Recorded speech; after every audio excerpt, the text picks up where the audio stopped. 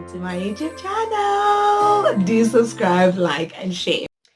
Hello, hi, welcome to my YouTube channel. This is where we get to know ourselves, understand love, and find our way into purpose. We have been quite busy with the love element of things. We will be shifting into purpose not so long, but today I'm just here to be giving advice, on dating based on my experience. And this is inspired by a particular post that I read earlier on. And I thought to myself, you know what? We really need to do away with ignorance. So I'm going to be giving free advice and encouraging you to stay single. Yeah, I'm going to do that. Do I not want to be in a relationship? Of course I do, but at what cost? That's the question I always ask myself. But based on the advice I'm going to be giving today, I think you will have a different perspective and an understanding of what I'm actually trying to convey to you. And hopefully in a couple of weeks, we're going to be touching purpose, but we really just need to camp here for some time until we see the need to get into the next one. Well, it doesn't end there, of course. It just gives it's just for us to give a perspective on each of the subjects that we mainly deal with on this channel. So the post I read was, why do guys do this to us? Like, guys don't like us. And in my head I was like, well, it seems like the problem could also be you, because why do you allow something like that to happen to you? What if you don't like yourself? And most people would go like, but I do everything right? I call when I should, I text when I should, I just do things right, I play the game right.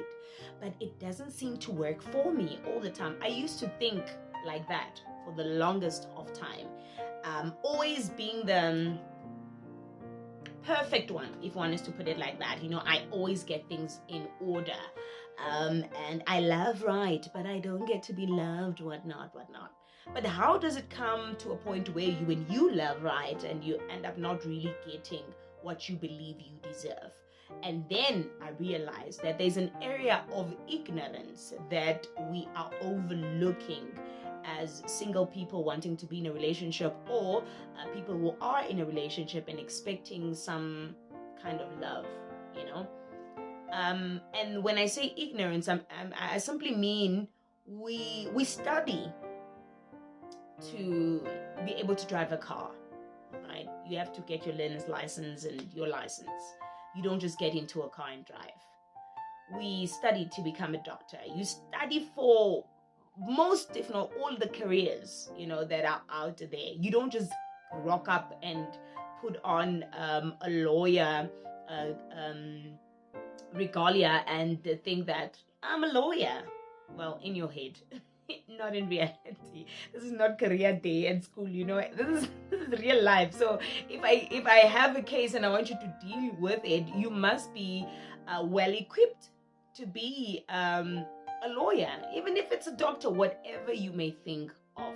Half of the things you study for them, but this one area that is called love and relationships, we don't camp there. We expect things to be all roses just because we feel something, or just because there's a spark between us.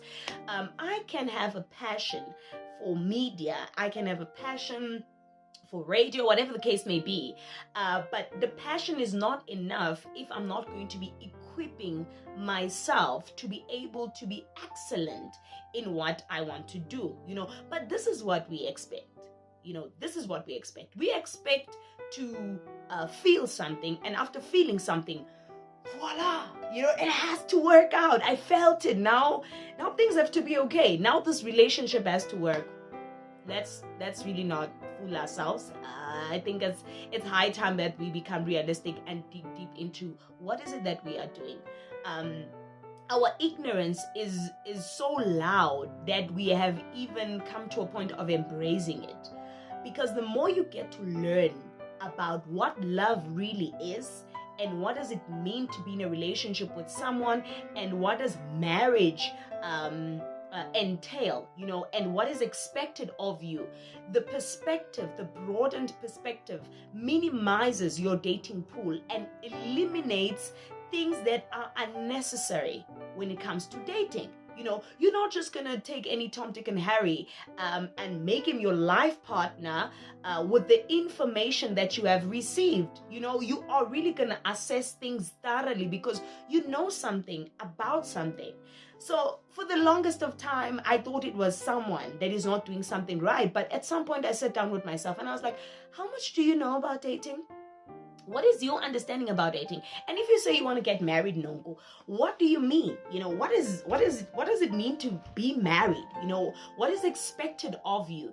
It's time you sit down and school yourself in this particular area that you want to win in, because you're going to be raising kids. You're going to be someone's life partner. What are the sacrifices? What are the compromises? What is going to be leading me in my marriage? All these questions are important for you, not when you have found someone, but just before you get into it. So the knowledge about dating, the information, the insight about it has minimized my pool of dating. It's this small. It also takes away the eagerness of wanting to be loved. I just want to be loved.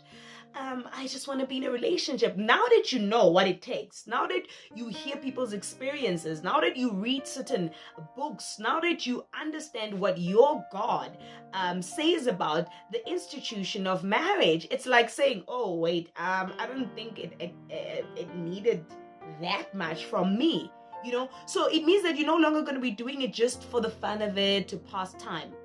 Now you're going to be looking for someone who has the same understanding as you, and you put your heads together, have the right conversations, and try to work it out. We work it out blindly.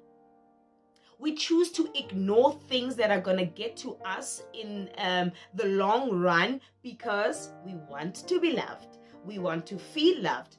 Doesn't work like that. You don't just feel like you want to be a doctor and you wake up to be a doctor. But we feel like we want to get married and we wake up and we want to get married, and suddenly someone must just love you right, and suddenly someone must just do things right. Nope, it's not going to work like that. Do away with the ignorance. Please do away with the ignorance when it comes to dating.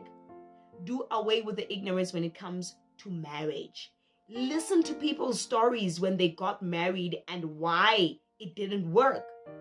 Some people really felt too much. They didn't reason.